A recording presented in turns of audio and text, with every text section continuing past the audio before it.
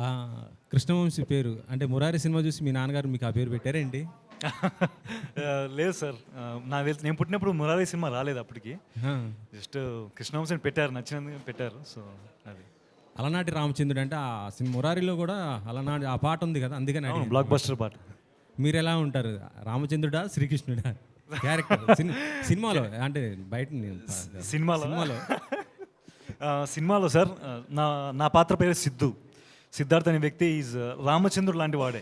అంటే ఒకరిని మోసం చేయడు, ఒకరిని హాని చేయడు, ఒకరిని ఒక అబద్ధం కూడా చెప్పడు. కానీ is very nice guy, introvert.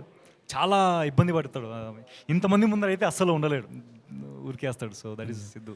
Actual చెప్పాలంటే దిల్ రాజు గారు చాలా బిజీగా ఉన్నారు. ఇప్పుడు గేమ్ చేంజర్ ఆ సినిమా రిలీజ్ హడావుల్లో ఉన్నారు కదా, ఈ సినిమా ఆయన తీసుకొని రిలీజ్ చేయడానికి కారణం ఏంటి? ఆ బ్యానర్లో సినిమా ఆయనకి ఏం నచ్చింది ఈ సినిమాలో? డైరెక్టర్ గారు మీరు చెప్పండి. డైరెక్టర్ గారు, ప్రొడ్యూసర్ గారు. సార్ ఆన్సర్ ప్రొడ్యూసర్ గారు చెప్తారు. ప్రొడ్యూసర్ గారే చెప్పండి. చాలా మంచి క్వశ్చన్ అండి. ఈ క్వశ్చన్కి ఆన్సర్ చేసే ముందు చాలా మిత్రులు ఉన్నాయి బయట. ఏమని అంటే మేము కూడా అవుట్ సైడ్ కదా ఇండస్ట్రీకి, ఈవెన్ దో మేము అవుట్ సైడ్ ఉన్నా కానీ మూవీ అనేది బాగా పిచ్చి, ప్రతి మూవీ చూసేవాళ్ళం.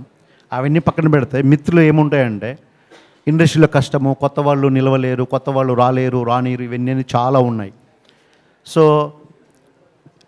కంటెంట్ మన డైరెక్టర్ చెప్పినప్పుడు, ఆయన యాక్టర్స్ను ప్రపోజ్ చేసి డెమోస్ అవన్నీ చూపించినప్పుడు we are super excited and we moved on with all the new talented people. తర్వాత దిల్ రాజు గారు మా క్లోజ్ ఫ్రెండ్, వాళ్ళకి ఫ్రెండ్స్ అనమాట. అలా ఆయనతో కనెక్ట్ అయ్యాము. ఆయన చూపించాం, సార్ మీరు ఒకసారి చూడండి, మీకు నచ్చితేనే ముందు కలిసి వెళ్దాము, లేదంటే ఏదైనా ఉంటే గైడెన్స్ ఇమ్మన్నాము. ఆయన చూశారు, బాగుంది, కంటెంట్ బాగుంది, నాకు నచ్చిందని ఆయన 100% సపోర్ట్ ఇస్తా అని అప్పటి నుంచి మా ట్రావెల్ స్టార్ట్ అయింది విత్ ఎస్విసి బ్యానర్తో.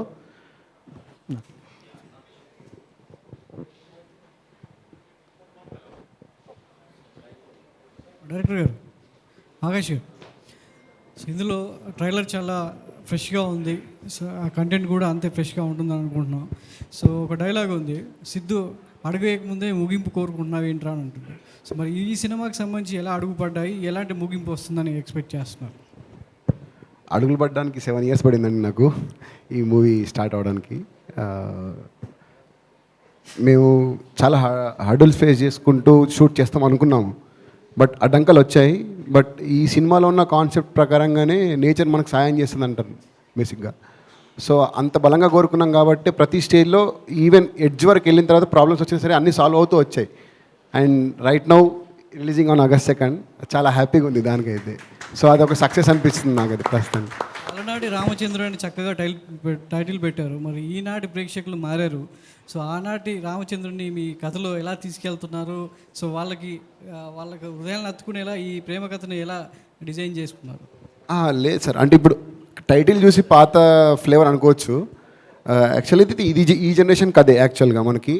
ఎందుకంటే ఇప్పుడు మనకి లవ్ అనేది ఇప్పుడు చాలామంది జనరేషన్లో మారుతుంది అని చాలామంది అనుకుంటారు. కానీ ఇద్దరు బతకడానికి కావాల్సిందైతే అర్థం చేసుకునే తత్వం కావాలి, ఇద్దరి మధ్యలో యాక్సెప్టెన్సీ కావాలి.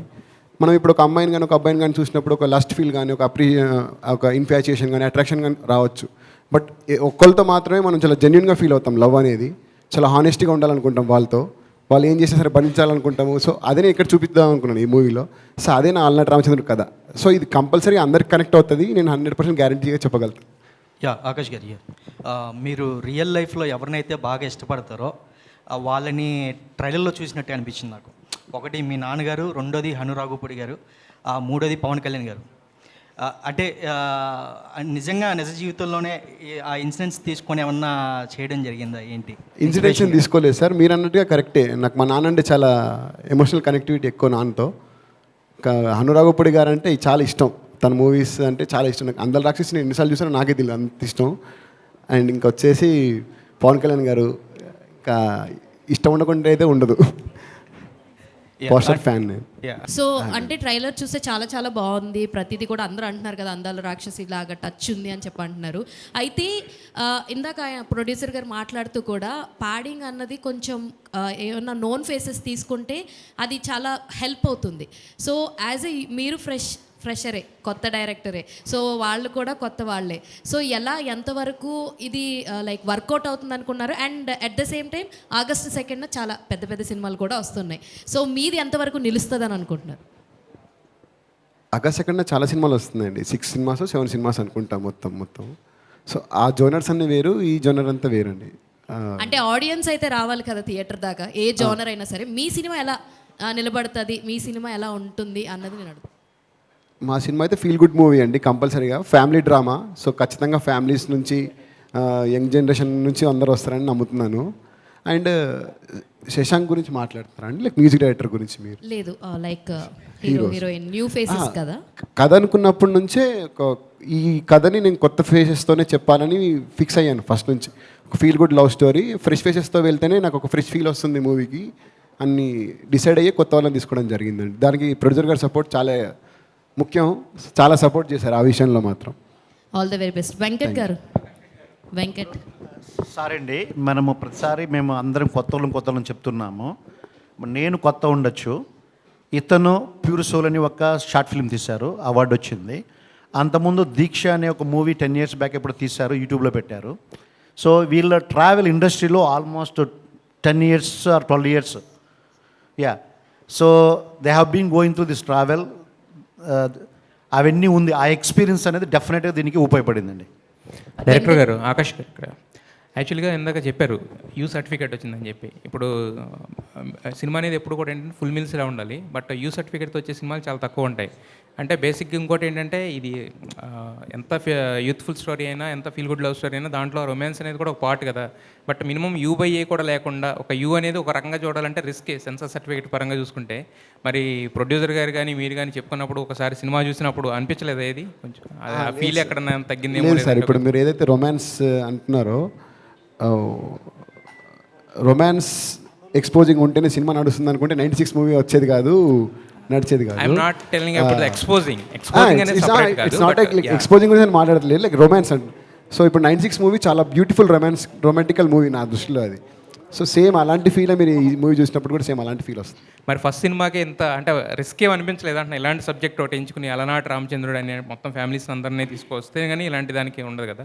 సో రిస్క్ ఏమి అనిపించలేదు ఈ సబ్జెక్ట్ ఎంచుకున్నప్పుడు కానీ చేసినప్పుడు? లేదు సార్, రిస్క్ ఏం లేదు, very confident about the subject యాక్చువల్గా, కాన్సెప్ట్ పరంగా కానీ.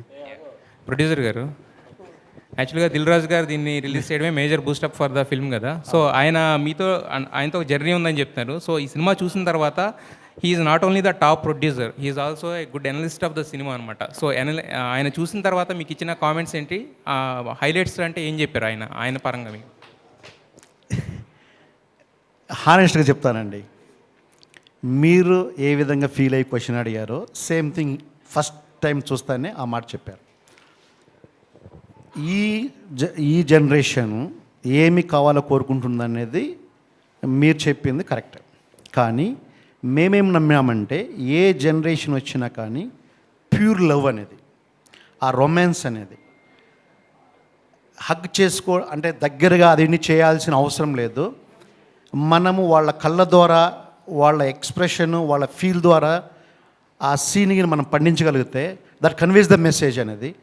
ఇంకొక సాంగ్ రేపు రిలీజ్ అవుతుంది, ఆ సాంగ్లో కొన్ని సీన్స్ మీరు చూస్తే ఖచ్చితంగా వాళ్ళ హీరోయిన్ వాళ్ళ కళ్ళ ద్వారా వాళ్ళ రొమాన్స్ ఎలా కన్వే చేసినారు అనేది ఖచ్చితంగా మీరు అప్రిషియేట్ చేస్తారు. ఆ కాన్ఫిడెన్స్ ఉంది. ఈ కంటెంట్ ఇంకోటి మీ అడిగిన క్వశ్చన్కి, అలనాటి రామచంద్రుడు అలాంటి గొప్ప రాముడిని మనం టైటిల్లో పెట్టుకొని మనము వేరే కంటెంట్తో మనం ప్లే చేస్తే అది కరెక్ట్ కాదు. ఈ కంటెంట్కి, ఈ టైటిల్కి యూత్కి కావాల్సిన లవ్, ప్యూర్ లవ్, ఈ జనరేషన్ కావాల్సిన ప్యూర్ లవ్ అనేది ఈ మూవీ ద్వారా మేము తెలియజేయబోతున్నాము. అయితే ఇందాక మీరు హీరోయిన్ ఏమో అటు సైడు, ఈయనేమో ఇటు సైడ్ రీక్రియేట్ చేశారు కదా. సో డైరెక్టర్ గారు కూడా ఇక్కడే ఉన్నారు కాబట్టి ఇద్దరు కలిసి ఒక సీన్ రీక్రియేట్ చేయండి, చూడాలని ఉంది. ఒక టీజర్ లేక ట్రైలర్ లేక.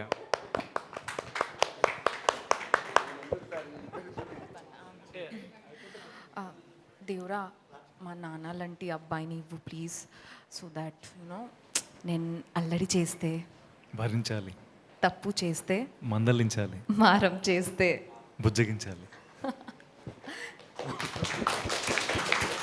ఆకాష్ గారు ఇక్కడ సార్ ఎవరు చూసినా కూడా టైలర్ కానీ ట్రేజర్ కానీ చాలా బాగుంది, మాకు కూడా బాగా నచ్చింది. చాలా ఇంటెన్స్ ఉన్నాయి డైలాగ్స్. ప్రేమలో ఎంతో మునిగితే తప్ప అంత డెప్త్ డైలాగ్ రాయలేడు ఏ రైటర్. ఏంటి సార్ మీదేనా స్టోరీ ఇది? సార్ లేదు, కల్పితం. ఎంత ఎంత కల్పితమైన అంత డెప్త్ డైలాగ్స్ రావు సార్. కల్పితమే సార్, మొత్తం కథ అంతా కల్పితమే. టీమ్ ఏం చెప్తుందంటే 20 పైన లవ్ ఫెయిల్యూర్స్ ఉన్నాయి, అందులో వన్ ఆఫ్ ద స్టోరీ అని చెప్పారు. రిమైన్ 19 స్టోరీస్ ఇంకా నేను వినలేదు. సార్ ఆకాష్ గారు లవ్ ఫెయిల్ అయిన వాళ్ళే నాకు తెలిసి ఇలాంటి కథలు రాస్తారు. మీ ఫెయిల్యూర్ నాకు తెలిసి ఫెయిల్యూర్ ఉండి ఉంటుంది. అలా ఏం లేదు సార్, నేను సక్సెనా? సార్ ఇండస్ట్రీలో మంచి కథ నేను తీసుకొని ఇలానే same one side love story sir. One side love story. Sir ఇండస్ట్రీలో మంచి కథలు పిక్ చేసుకున్న యంగ్ హీరోస్ చాలామంది ఉంటారు. సారీ బ్రదర్ మీరేమనుకోవచ్చు, ఇలాంటి మంచి కథ తీసుకొస్తే ఏ ప్రొడక్షన్ హౌస్ అయినా ఈజీగా ఉంటుంది. కథ బాగుంటుంది, కంటెంట్ ఎవరైనా మంచి హీరో తీసుకుంటారు. నీ కథ బాగుందన్నప్పుడు పెద్ద హీరో ఎవరైనా తీసుకుంటారు, వింటారు. ఎందుకు కొత్త కృష్ణవంశీతో వెళ్ళారు? వెళ్ళకూడదని రూల్ ఏం లేదు. ఎందుకు కృష్ణవంశీ? ఎందుకంటే అతను కృష్ణవంశీ కాకుండా నీ కథను వేరే హీరో, ఒక ఇమేజ్ ఉన్న హీరో క్యారీ చేస్తే ప్రాజెక్టు పెద్దదవుతుంది, మీకు పేరు వస్తుంది, అతనికి పేరు వస్తుంది. మీరు ఆ విధంగా ఎందుకు ట్రై చేయకుండా కొత్తగా కృష్ణవంశీతో ఎందుకు వెళ్ళారు?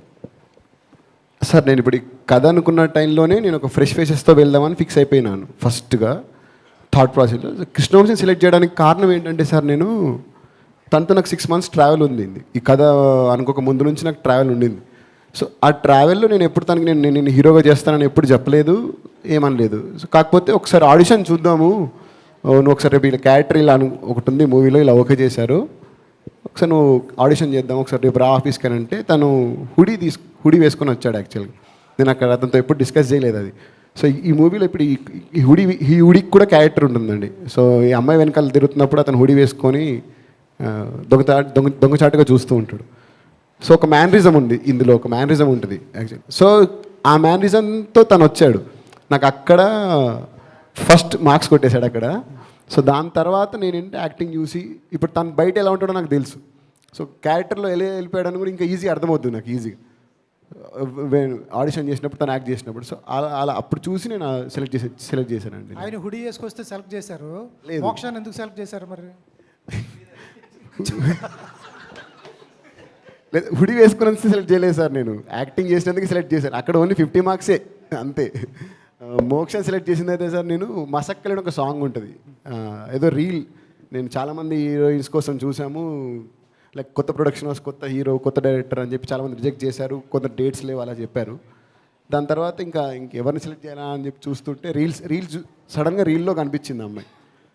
సో ఎక్స్ప్రెషన్స్ నాకు పర్ఫెక్ట్గా అనిపించాయి. ఇప్పుడు నా క్యారెక్టర్కి ఏదైతే ధరణి అనే క్యారెక్టర్కి ఏదైతే తను చేసిందో సేమ్ ఆ ఎనర్జీ ఉండింది ఆ రీల్లో. అలా తన్ని చూసి ఆడిషన్ చేసిన తర్వాతనే సెలెక్ట్ చేసాం తన్ని కూడా. సార్ ఆ రాముడు సీత కోసం ఒకసారి యుద్ధం చేస్తే, ఈ రాముడు తనతో తానే ప్రతిరోజు యుద్ధం చేస్తూ ఉంటాడు. ఏంటి స్టోరీ లైన్ అదేనా? అది కాదు సార్ స్టోరీ లైన్, యాక్చువల్గా అందులో ఉంది స్టోరీ లైన్. రాముడు ఎప్పుడు అబద్ధం ఆడలేదు సార్. సో అలాంటి రాముడు లాంటి క్యారెక్టర్ ఉన్న ఒక పర్సన్ అబద్ధం ఆడితే ఏంటనేది ఈ కథ.